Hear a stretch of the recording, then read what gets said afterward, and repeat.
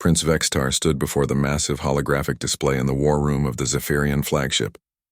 The blue light from the star charts reflected off his scaled skin as he studied the latest reports from the Outer Rim territories. His younger brother, Prince Killmoth, paced behind him with barely contained excitement. "Look at this pathetic expansion," Vextar said, pointing to a cluster of red dots on the map. "These humans have claimed 12 systems in just 50 cycles. They build their colonies like insects, spreading without any real strength." Killmoth leaned forward, his amber eyes gleaming. "The intelligence reports say they have no proper military tradition, no warrior culture. They send messages about trade agreements and peaceful contact." He laughed, a sound like grinding metal. "What kind of species talks about peace when they meet superior beings?" General Thakron, the eldest military advisor in the room, cleared his throat carefully. "Your Highnesses, perhaps we should gather more information before we act. These humans destroyed 3 Korthak raiding parties last month. The survivors spoke of unusual tactics and unexpected resistance." Vextar turned to face the general, his expression showing clear annoyance. "The Korthak are scavengers and pirates, old man. They attack merchant ships and run when they face real military power. Of course they would lose to any organized defense." The prince walked over to a smaller display showing detailed information about human technology. The reports described basic fusion drives, simple energy weapons, and standard defensive shields, nothing that looked dangerous to the Zephyrian Empire, which had conquered 47 star systems and defeated dozens of alien civilizations. "Besides," Killmoth added, "look at their numbers. The largest human fleet we have detected contains only 30 ships. 30? We have more ships in a single patrol squadron." Vextar nodded in agreement. The Zephyrian Empire controlled over 300 capital ships and thousands of smaller vessels. Their technology came from centuries of warfare and conquest. Their warriors trained from birth to fight and die for the Empire. These humans seem to spend most of their time on scientific research and building civilian settlements. The reports also mention something strange, General Thakron continued, his voice careful and measured. "The humans do not seem to have a traditional command structure. Their military units operate with unusual independence. When the Korthak attacked the human colony on Kepler 7, the response came not from a central fleet, but from individual ships that coordinated without any visible command authority." Prince Vextar waved his hand dismissively. "Chaos and confusion. That proves they have no proper military discipline. When we attack, they will panic and scatter like frightened animals." The war room fell silent as the princes considered their options. Through the massive viewport, the stars of the Outer Rim territory sparkled in the distance. Somewhere out there, human colonies continued their quiet expansion, unaware that they had attracted the attention of one of the galaxy's most feared military powers. Killmoth moved to stand beside his brother. "We could send a demonstration fleet. Not a full invasion force, just enough ships to crush one of their colonies and show them the price of expanding into our territory." "An excellent idea," Vextar replied. "We choose a target that will send a clear message. Something visible that other species will notice. When word spreads that the Zephyrian Empire destroyed a human colony without effort, it will remind everyone in this galaxy who the real power is." General Thakron stepped forward cautiously. "Your Highnesses, the High Command suggests a more gradual approach. Perhaps we could start with diplomatic demands or economic pressure. The humans might withdraw peacefully if they understand the situation." Both princes turned to stare at the general with expressions of complete disbelief. Vextar's scaled features showed clear offense at the suggestion. "Diplomatic demands?" Vextar's voice rose with anger. "We are warriors, not merchants. The Zephyrian Empire does not ask permission to reclaim its territory. We take what belongs to us and destroy anyone who stands in our way. The old ways have served us well," Killmoth agreed. "Fear and strength. When other species see what happens to those who oppose us, they submit without a fight. It saves time and resources." The general bowed his head respectfully. "Of course, Your Highnesses. I simply wanted to present all options for your consideration." Vextar walked back to the main display and began studying the human settlements more carefully. "We need a target that will be visible but not too defended. Something that shows our power without requiring a long campaign. What about this one?" Killmoth pointed to a system labeled New Perth. "It is a newer colony with a small population. The intelligence reports show minimal defensive installations and no major fleet presence." "Perfect," Vextar said with satisfaction. We will take 200 ships and 50,000 warriors. Enough to overwhelm any resistance completely, but not so many that it looks like we consider these humans a real threat. General Thakron looked at the display with growing concern. 200 ships seems like a very large force for a single colony, Your Highnesses. Perhaps 50 ships would be sufficient for a demonstration. Vextar laughed, the sound echoing through the war room. Better to use too much force than too little, General. We want to crush this colony so completely that no human will ever consider resisting us again. When they see what our military power can do, they will abandon their expansion and retreat to their home system. And if they do not retreat? The general asked quietly. Then we will destroy them all. Kilmoth answered with a cold smile. Species that cannot recognize superior power do not deserve to survive. It is a basic law of the galaxy. The princes spent the next several hours planning their attack. They would arrive at New Perth with overwhelming force and demand immediate surrender. If the humans refused, they would demonstrate Zephyrian military superiority by destroying the colony's defenses in a matter of minutes. The survivors would carry word of the Empire's power back to human space. As the planning session continued, General Thakron found himself thinking about the strange reports from the Korthak raids. The human defensive tactics had been unlike anything in the military databases. Their ships had moved in patterns that seemed random, but proved to be highly effective. Their weapons had performed far better than the technical specifications suggested they should, but the general kept his concerns to himself. The princes had made their decision, and questioning the wisdom of royal commands was dangerous for everyone involved. Besides, 200 Zephyrian warships represented enough firepower to level an entire planet. No single colony could stand against such overwhelming force. The attack on New Perth would begin in 7 days. 7 days later, the Zephyrian armada dropped out of hyperspace at the edge of the New Perth system. 200 warships arranged themselves in perfect battle formation, their hulls gleaming with the dark metal that had struck fear into countless civilizations across the galaxy. Prince Vextar stood on the bridge of his flagship, watching the tactical displays with satisfaction. The human colony appeared exactly as the intelligence reports had described. A single inhabited planet with basic orbital stations and a few mining facilities on nearby asteroids. No defensive fleet in sight. Begin the standard approach, Vextar commanded. Full battle formation. I want these humans to see exactly what they are facing. The massive fleet moved forward slowly, allowing the humans time to detect their presence and understand the hopelessness of their situation. This was psychological warfare at its finest. The sight of 200 alien warships would terrify any reasonable species into immediate surrender. Your Highness, the communications officer reported, we are receiving a transmission from the planet. Put it on the main screen, Vextar ordered. He expected to see a human leader, probably terrified and ready to negotiate for the lives of his people. Instead, the screen showed a young human female in a simple military uniform.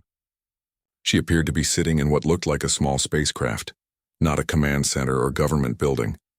Behind her, Prince Vextar could see several other humans working at various stations.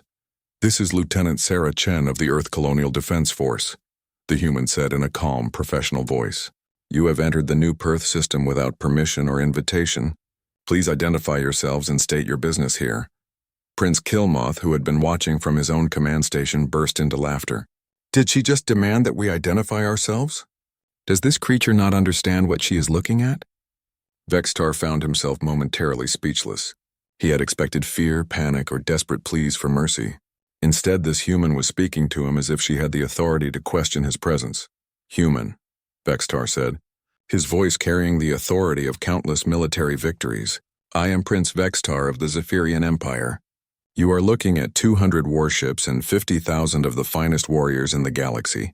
Surrender immediately, and we may allow some of your people to live. Lieutenant Chen looked at something off-screen for a moment, apparently checking some kind of display. When she turned back to face the camera, her expression remained completely unchanged. Prince Vextar, I appreciate you identifying yourself. However, you have not followed proper diplomatic protocols for entering this system. New Perth is a sovereign human colony operating under Earth colonial authority. If you wish to establish formal contact, you will need to work through proper diplomatic channels. The bridge of the Zephyrian flagship fell completely silent. Every officer and warrior stared at the screen in total disbelief. This single human was calmly explaining diplomatic procedures to one of the most powerful military forces in the galaxy. Diplomatic channels? Prince Killamoth's voice cracked with incredulous laughter. Brother, I think this human may be mentally defective. Perhaps their species does not understand the concept of military superiority. Vextar felt his anger rising. In his entire life, no one had ever dismissed his authority so casually. Lesser species either surrendered immediately, or at least showed proper fear when faced with Zephyrian military might. Human, you clearly do not understand your situation, Vextar said, his voice becoming dangerous. We are not here for diplomacy. We are here to demonstrate the price of expanding into territory claimed by the Zephyrian Empire. Surrender now, or we will destroy your colony. Lieutenant Chen appeared to be listening to something through an earpiece. She nodded once and then looked back at the camera. Prince Vextar, I have consulted with my unit regarding your demand. We are not authorized to surrender this colony or negotiate territorial agreements. Such matters would need to be handled by civilian authorities through proper legal channels. In the meantime, your fleet is in violation of colonial space. Please withdraw to a distance of at least 10 million kilometers while diplomatic contact is established. Prince Vextar stared at the screen in complete amazement. This human was not only refusing to surrender, she was ordering him to withdraw his fleet. The sheer audacity was beyond anything he had ever encountered. Your unit? Vextar asked, his voice becoming very quiet and dangerous. How many ships do you command, Lieutenant Chen? I command Scout Unit 7, Chen replied matter-of-factly.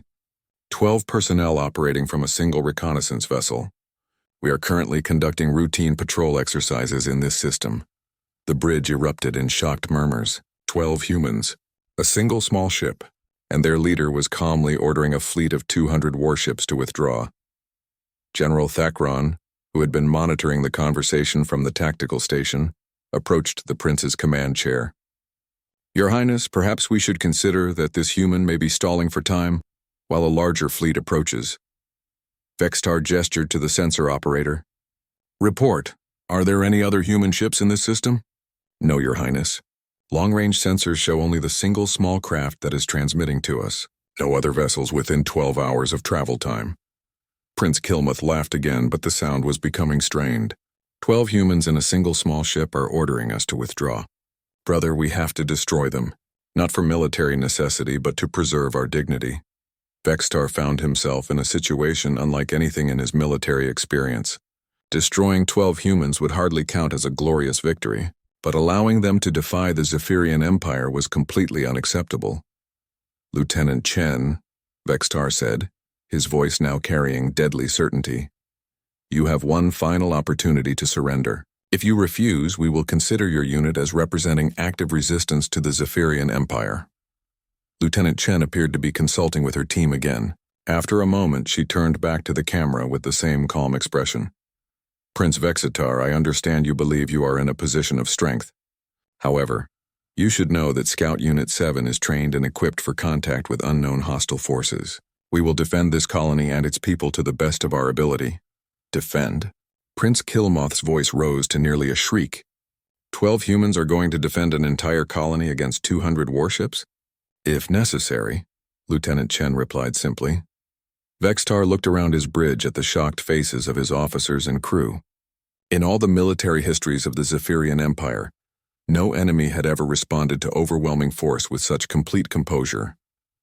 Very well, Vextar said finally. You have chosen your fate. All ships, prepare for attack.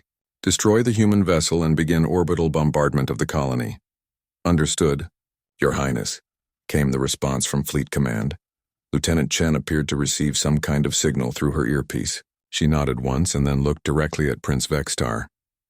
Prince Vextar, you should know that Earth Colonial Command will be informed of this unprovoked attack. Your actions here will have consequences. The only consequence, Vextar replied coldly, will be the complete destruction of your species' expansion into our territory. Lieutenant Chen reached forward and the transmission ended. Prince Vextar turned to his weapons officer. Begin the attack. Show these humans what happens when they defy the Zephyrian Empire. As the first weapons charged and the fleet moved into attack position, none of the Zephyrian commanders imagined that they were about to face the most devastating military defeat in their empire's history. They saw only 12 humans in a small ship, impossibly defiant but ultimately helpless. They were about to discover how wrong they were. The attack began exactly as Prince Vextar expected. His flagship opened fire with its main plasma cannons, sending streams of superheated energy toward the tiny human scout ship. The other vessels in the fleet followed, creating a devastating barrage that should have vaporized the target instantly. The energy beams struck empty space. "What happened?" Vextar demanded, staring at the tactical display. "Where did they go?" "Unknown, Your Highness," the sensor operator reported, his voice confused. "The human ship appears to have moved. Our targeting systems show it was there when we fired, but the beams missed completely." Prince Killmoth leaned over his own display, trying to understand what had occurred. "How fast are these humans? Our sensors should have tracked any movement." "Sir, we are detecting the human vessel," another officer called out. "Distance 12,000 kilometers, bearing 77 Mark IV. They appear to be moving at standard sublight speeds." Vextar studied the new position carefully. The human ship had not moved impossibly fast. Instead, it seemed to have predicted exactly where the Zephyrian weapons would fire and moved away just before the attack arrived. Fortunate guess, he decided. Target them again. This time use proximity charges so they cannot avoid the blast. The fleet weapons recharged and fired again. Once more, the human ship was not where the targeting computers expected it to be. The proximity charges detonated in empty space while the scout vessel continued its steady movement through the battle zone. "Your Highness," the communications officer reported, "we are receiving another transmission from the human vessel." "Put it through," Vextar ordered, his confusion now mixed with growing anger. Lieutenant Chen appeared on screen again, still sitting calmly at her station. Behind her, the prince could see her crew working with the same professional efficiency as before. "Prince Vextar, you have now fired on a Colonial Defense Force unit without provocation. This constitutes an act of war against Earth Colonial Authority. I am ordering you to cease hostilities immediately." "You are ordering me?" Vextar's voice rose with outrage. "You have 12 people against 50,000 warriors. How dare you continue this madness?" "Prince Vextar," Lieutenant Chen replied with the same professional tone. "You should understand that Scout Unit 7 is not a civilian vessel. We are a military reconnaissance unit, trained for contact with hostile forces. If you continue your attack, we will respond with appropriate force." Prince Killmoth could not contain his laughter. "Appropriate force? What kind of weapons could 12 humans possibly carry that would threaten a battle fleet?" Lieutenant Chen appeared to check something on her console. "Prince Vextar, my tactical officer reports that your fleet is using standard plasma weaponry with predictable targeting algorithms. Our defensive systems have analyzed your firing patterns and can avoid your weapons indefinitely." Vextar felt a chill run through his body. "Analyzed our firing patterns? In 2 attacks?" "Affirmative. Human military doctrine emphasizes adaptive tactical systems. We have also identified several vulnerabilities in your fleet formation and individual ship designs." General Thakron, who had been watching the exchange with growing alarm, stepped forward. "Your Highness, perhaps we should consider withdrawing and reassessing the situation." "Withdraw?" Vextar turned on the general with fury. "From 12 humans, never." All ships switched to rapid-fire pattern. Saturate the area with continuous fire. The Zephyrian fleet opened up with everything they had. Hundreds of plasma cannons, missile launchers, and particle beams filled space with destructive energy.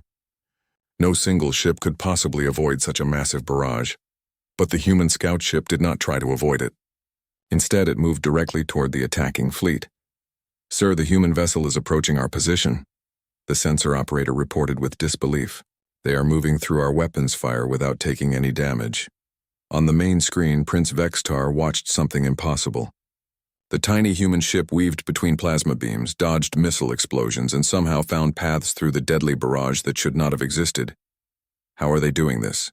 Killmoth demanded. Lieutenant Chen's voice came through the communication system again. "Prince Vextar, we are now within effective range of our defensive systems. I strongly advise you to order your fleet to stand down." "Defensive systems?" Vextar laughed with desperation more than humor. "What could you possibly do to harm ships this size?" The answer came immediately. A thin beam of energy struck the Zephyrian flagship's forward shield array. The shields flickered and died instantly. "Shield failure on forward array," the tactical officer shouted. "How is that possible?" That was barely a light weapons hit. Prince Vexitar, Lieutenant Chen's voice continued calmly. Human railgun technology operates on different principles than your plasma weaponry. Our kinetic projectiles are designed to overload shield generators through resonance cascade effects. Another beam struck a nearby Zephyrian cruiser. The ship's shields collapsed and its hull armor began to fail. Emergency alarms sounded throughout the fleet as captains reported shield failures across multiple vessels. All ships, evasive maneuvers, Vextar commanded. How are they targeting so many ships at once? Sir, the human vessel appears to be using some kind of predictive targeting system, the sensor operator reported. They are hitting ships that have not even entered their direct line of sight. Prince Killmoth stared at his tactical display in growing horror. Brother, they are not just avoiding our weapons. They are predicting where every ship in the fleet will be and striking preemptively. The impossible battle continued for another hour. The human scout ship moved through the Zephyrian formation like a deadly spirit, striking critical systems with surgical precision while avoiding the increasingly frantic return fire. One by one, Zephyrian warships lost their shields, weapons, and propulsion systems. Your Highness, General Thakron reported, his voice filled with disbelief. We have lost 37 ships. The humans have suffered no detectable damage. Vextar could not speak. Everything he understood about warfare, about military power, about the natural order of the galaxy was crumbling around him. 12 humans in a single small ship were systematically destroying the finest fleet the Zephyrian Empire had ever assembled. Sir, Prince Killmoth's ship is reporting critical damage, the communications officer announced. Their reactor is destabilizing. On the tactical display, Vextar watched his brother's flagship drift helplessly as secondary explosions ripped through its hull. The prince managed to escape in a life pod just before the massive warship exploded in a brilliant flash of light. Rescue Prince Killmoth immediately, Vextar ordered, his voice hollow. Lieutenant Chen's transmission came through again. Prince Vextar, you have now lost significant portions of your fleet. I am offering you one final opportunity to withdraw your remaining ships from this system. Vextar looked around his bridge at the faces of his crew. He saw fear, confusion, and the beginning of something he had never seen before in Zephyrian warriors. Doubt. How? He asked quietly. How are 12 humans defeating an entire battle fleet? Prince Vextar, Lieutenant Chen replied. Scout Unit 7 represents standard Earth Colonial Defense Force capabilities. We are not special forces or elite units. We are simply trained to operate independently and adapt to unknown threats. Standard capabilities, Vextar repeated, the words cutting through him like ice. If it helps, Lieutenant Chen continued, you should know that this engagement will be reported as a successful first contact mission. No human personnel have been injured, and we have gathered valuable intelligence about your military capabilities. Prince Vextar realized with growing horror that while his fleet was being destroyed, the humans considered this to be a routine patrol encounter. They were not even fighting with desperation or fury. They were simply doing their job. All ships, he commanded, his voice barely audible, begin immediate withdrawal from the system. As the surviving Zephyrian vessels turned to flee, Prince Vextar tried to comprehend what had just happened. His brother's ship was gone.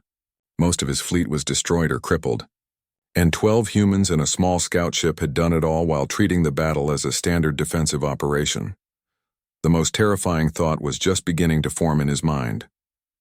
If this was what human scouts could do, what would happen when they faced the real human military? The retreat from New Perth became a nightmare that Prince Vextar would never forget.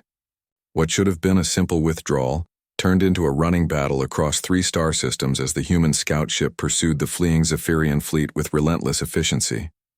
Status report, Vextar demanded as his damaged flagship limped toward the edge of the system. Around him, the bridge crew worked frantically to repair critical systems while monitoring the positions of their surviving vessels. 63 ships remaining operational. Your Highness, General Thakron reported, his voice heavy with exhaustion. Prince Killmoth is aboard the rescue vessel and uninjured, but his ship was completely destroyed. Vexitar nodded grimly. They had lost nearly 70% of their fleet to a single human scout ship. The numbers seemed impossible, but the evidence floated in space behind them as twisted wreckage. Are we being pursued? He asked, though he already suspected the answer. Yes, Your Highness. The human vessel is maintaining a distance of approximately 50,000 kilometers behind our formation. They appear to be observing us. The prince studied the tactical display with growing unease. The human ship was not attacking, but it was definitely following them. Its movements were precise and confident, like a predator stalking wounded prey. Perhaps they are satisfied with driving us away, suggested the communications officer hopefully. General Thakron shook his head. I do not think so. Look at their positioning. They are staying exactly outside our maximum weapons range while maintaining perfect tracking of our course. This is intelligence gathering. As if to confirm the general's words, the human ship suddenly accelerated and moved to intercept a Zephyrian supply vessel that had fallen behind the main formation. The supply ship's captain, panicking at the approach of the deadly scout vessel, opened fire with his light defensive weapons. The human ship avoided the weapons fire effortlessly and responded with a single precise shot that disabled the supply vessel's engines. Then it moved alongside the helpless ship and attached some kind of device to its hull. What are they doing? Vextar asked, watching the incomprehensible scene unfold.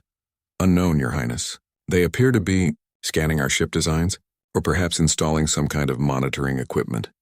After several minutes, the human ship detached from the supply vessel and moved away.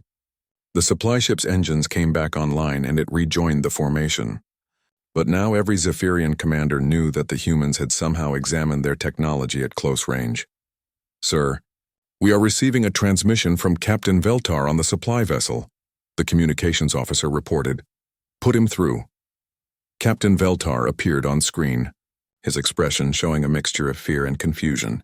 Your Highness, the humans did not board our ship or attempt to capture any crew members. They attached some kind of scanning device to our hull and appeared to analyze our reactor design, weapon systems, and engine configuration. Did they communicate with you? Yes, Your Highness. The human female sent a message saying that she was gathering technical data for defensive purposes. She thanked us for our cooperation and wished us a safe journey home. Prince Vextar ended the transmission and sat in stunned silence. The humans had stopped their pursuit to scan a Zephyrian ship, and then politely thanked them for the opportunity. It was like being hunted by a creature that followed the rules of civilized behavior, while systematically destroying everything in its path. Over the next 6 hours, the pattern repeated itself 3 more times.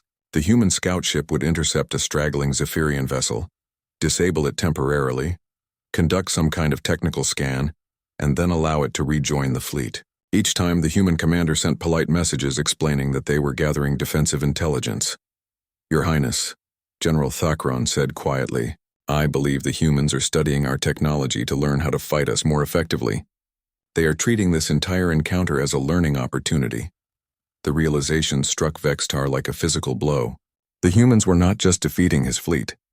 They were using the battle as training for future conflicts. Every ship they scanned, every weapon they avoided, every tactical pattern they observed was being analyzed and catalogued for use against other Zephyrian forces. Can we do anything to stop them? He asked desperately. No, Your Highness.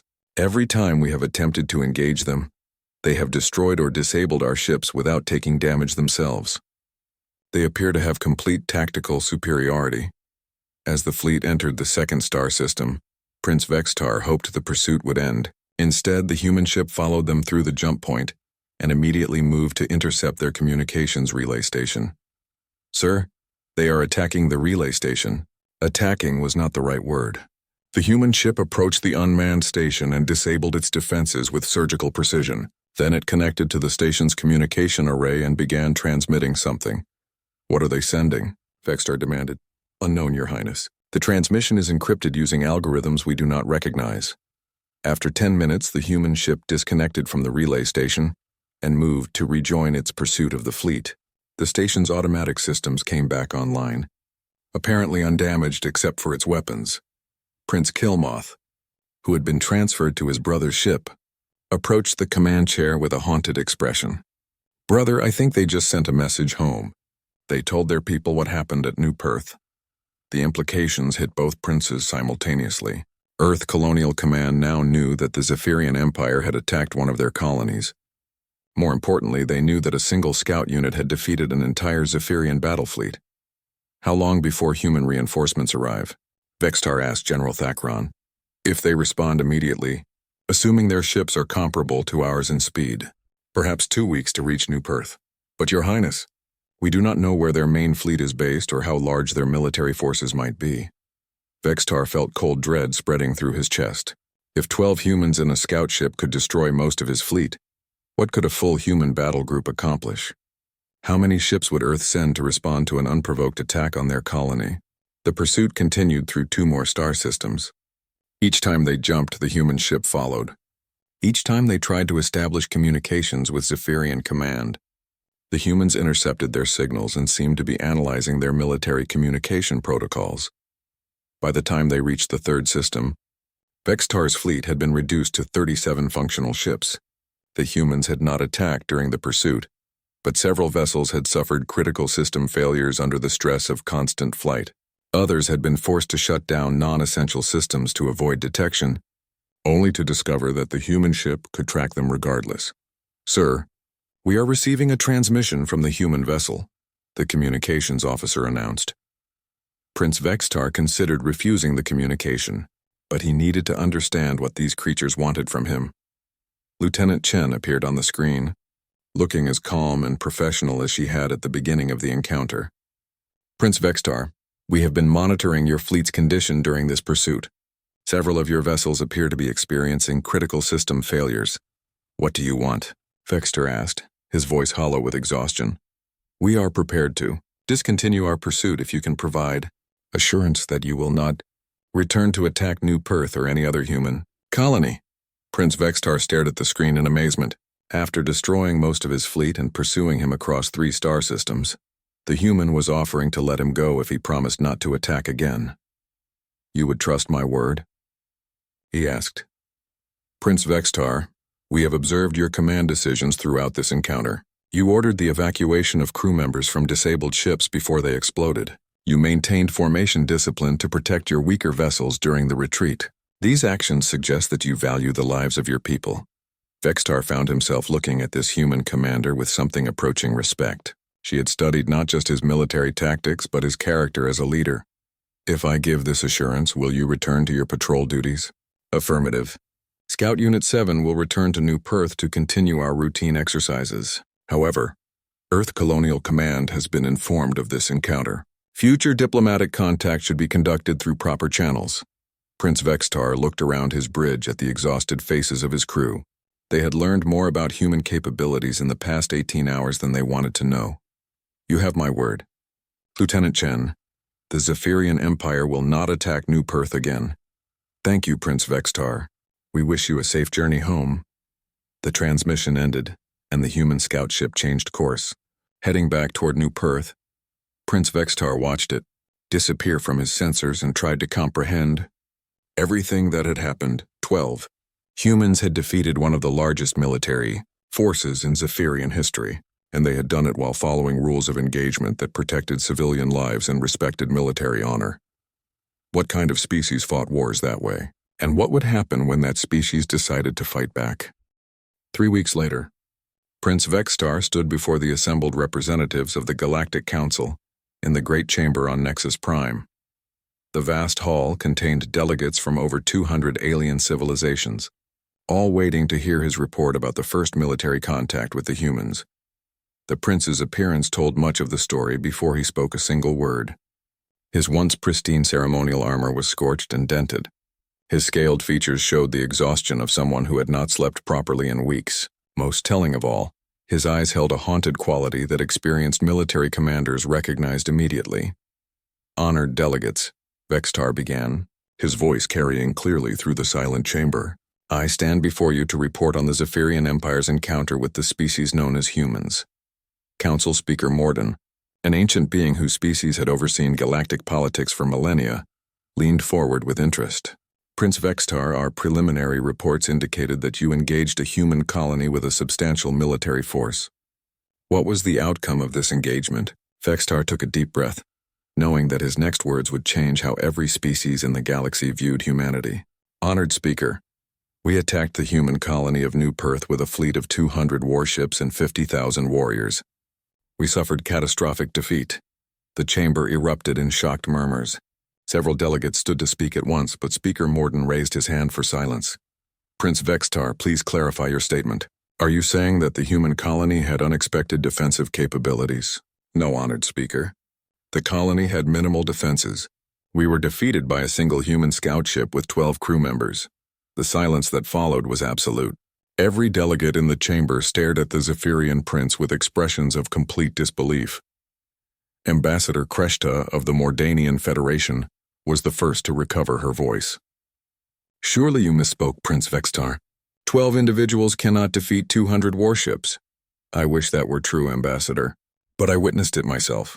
The human scout unit destroyed or disabled 163 of our ships.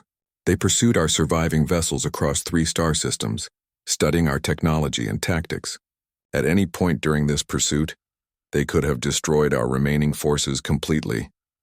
Prince Kilmoth, who had insisted on accompanying his brother to the council session, stepped forward. Honored delegates, I commanded one of the ships in our fleet. I watched the humans move through our weapons fire as if they could predict exactly where every shot would be. Their single small vessel defeated our entire formation while taking no damage themselves. General Thakron approached the speaker's platform, carrying a datapad containing detailed sensor records. I have brought complete tactical recordings of the engagement. Every weapon's impact, every maneuver, every communication is documented. Speaker Morden gestured for the data to be uploaded to the chamber's main display. As the battle recordings played, the assembled delegates watched in growing horror. They saw Zephyrian plasma cannons firing at empty space where human ships had been moments before. They saw precise human weapon strikes disabling massive alien warships with surgical accuracy. Most disturbing of all, they heard the calm, professional voice of Lieutenant Sarah Chen as she politely explained human defensive capabilities. This is impossible, declared Admiral Zonkar of the Hegemony Fleet. No single ship can move with such precision. No weapon system can be that accurate. The recordings must be falsified. I wish they were, Prince Vextar replied quietly. But 3 other species have now reported similar encounters with human scout units. The Korthak pirates lost 4 raiding fleets to individual human ships. The Veltari Confederacy attempted to intercept a human transport convoy and discovered that their merchant vessels were more heavily armed than our battleships. Ambassador Silara from the Trade Federation accessed her own data files. We have received reports from our commercial scouts about human expansion in the Outer Rim. Their technology appears to be based on completely different principles than our own. Their ships use kinetic weapons that can overload our shield systems. Their defensive computers can analyze and counter our tactics in real time. Speaker Morden studied the tactical data with growing concern. Prince Vextar, what is your assessment of human military capabilities based on this encounter? Vextar looked around the chamber at the faces of representatives from the galaxy's most powerful civilizations. Honored Speaker, the humans we fought were not elite warriors or special forces. According to their own statements, they were a standard reconnaissance unit conducting routine patrol exercises. They treated our entire fleet as a training opportunity. Training? The word escaped from dozens of throats simultaneously. Yes. During the pursuit, they intercepted our communications, scanned our ship designs, and analyzed our tactical formations. They gathered intelligence about Zephyrian military capabilities, while demonstrating their own superiority. When I asked Lieutenant Chen how 12 people could defeat a battle fleet, she explained that this represented standard Earth Colonial Defense Force capabilities. Prince Kilmoth added his own observations. They offered to stop their pursuit if we promised not to attack their colonies again.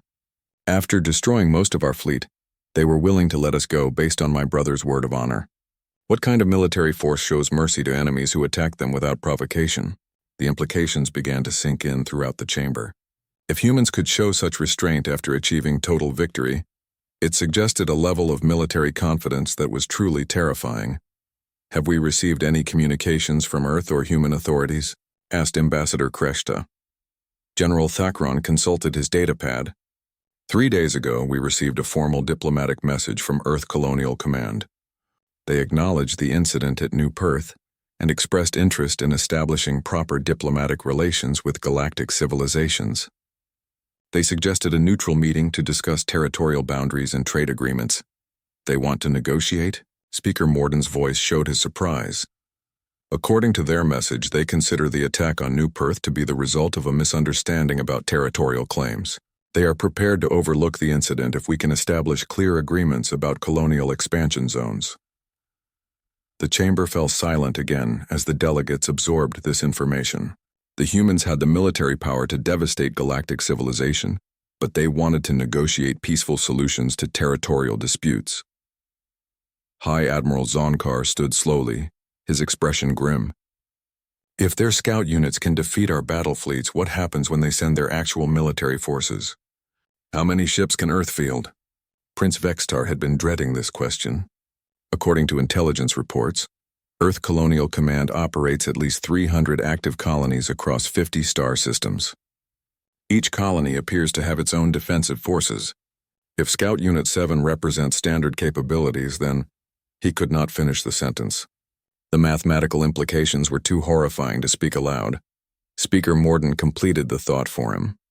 Then Earth potentially commands thousands of ships with capabilities far beyond anything we have encountered.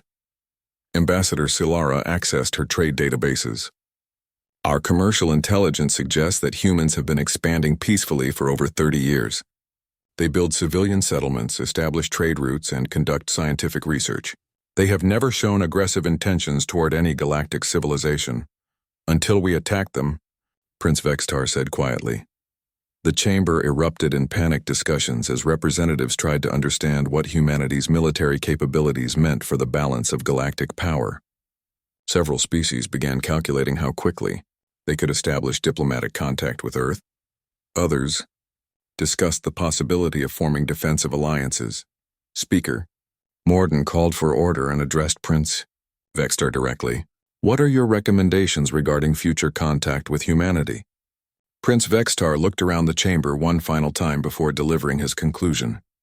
Honored delegates, we must understand one crucial fact about what happened at New Perth. We attacked a human colony with overwhelming force, expecting easy victory. Instead, we faced 12 humans in a single scout ship who treated our entire fleet as a routine defensive exercise.